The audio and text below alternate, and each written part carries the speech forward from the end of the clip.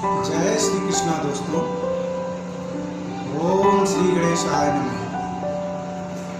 आज भगवान श्री कृष्ण की जी की कृपा से और उन्हीं की भक्ति से प्रेरित होकर आज मैं आप सभी के सामने अपने मातृभाषा में श्रीमद् भागवत गीता का वर्णन करूँगा।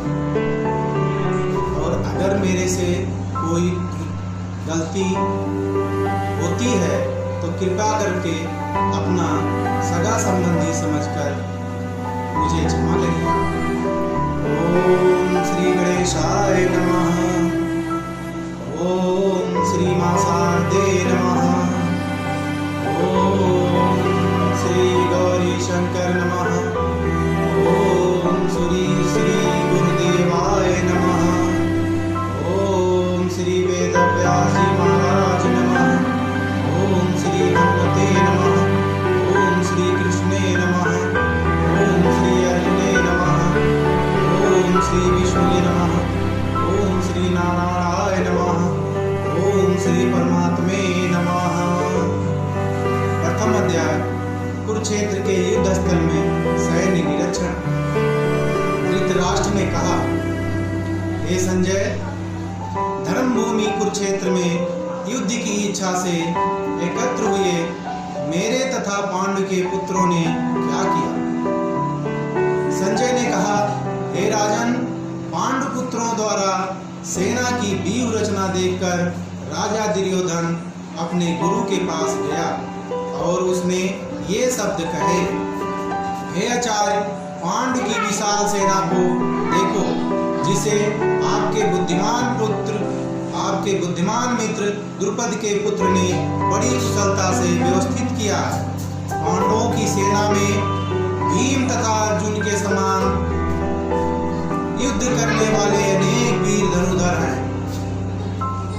महारथी युयुधान, विराट तथा द्रुपद, इनके साथ ही धृष्टकेतु, चेकितान, काशीराज, पुरजित, कुंतीभोज तथा शैब्य जैसे महान शक्तिशाली राजा हैं।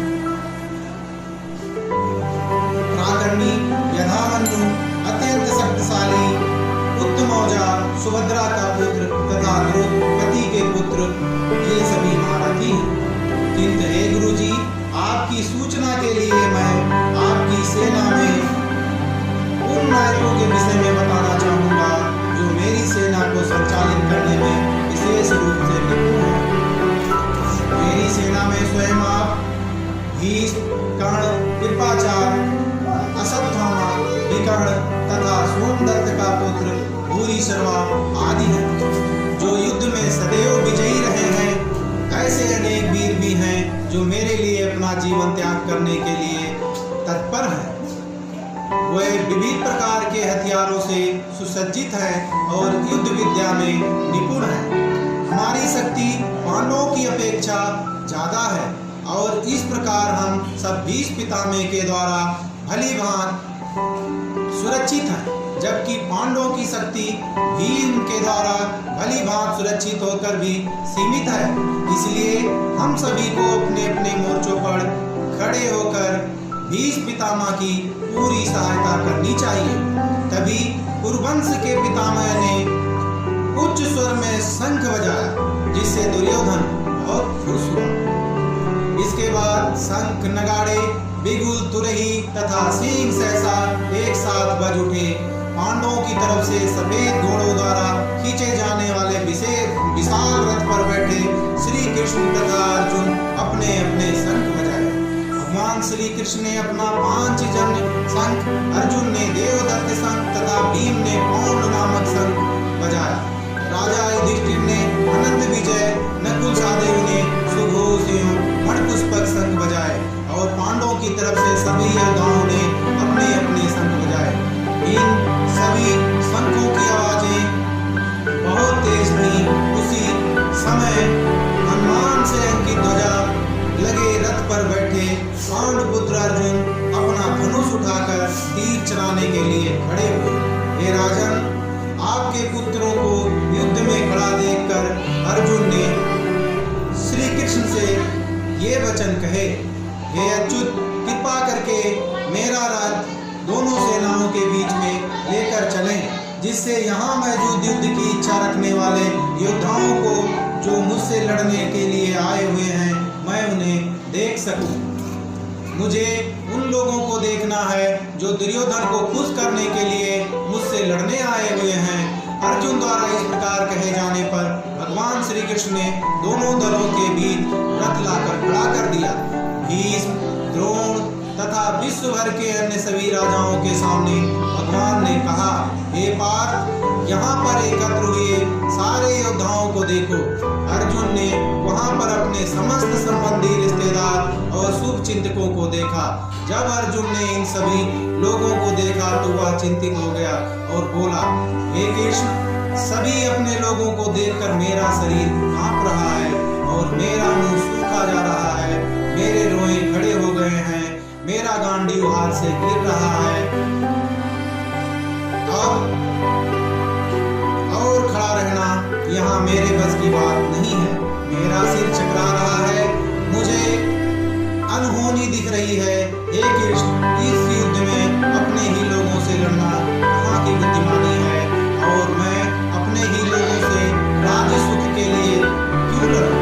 हे गोविंद, हमें राज्य सुख अथवा इस जीवन से क्या लाभ, क्योंकि जिन सारे लोगों को हम अपना मानते हैं वही इस लड़ाई में हमारे सामने लड़ने के लिए तैयार हैं।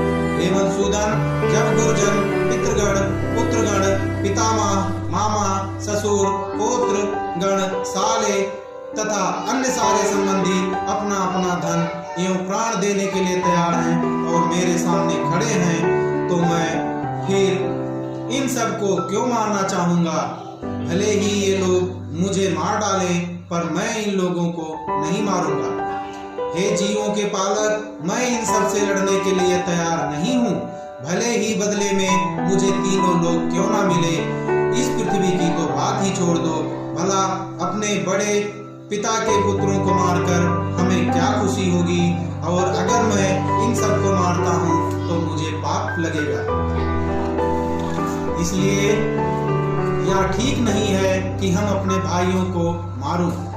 ये केसो, इससे हमें क्या लाभ होगा और अपने ही परिवार वालों को मारकर हम किस प्रकार सुखी हो सकते हैं? हे जनार्दन, ये लोग ना समझ हैं, ये लोग तो ये भी नहीं जानते कि हम भी इनके अपने हैं, लेकिन हम तो समझदार हैं, हमारे पास तो बुद्धि है। ऐसे पाप में हम क्यों हिस्सा लें? कुल का नाश होने पर सनातन परंपरा नष्ट हो जाता है और इस प्रकार शेष कुल भी अधर्म में लीन हो जाता है।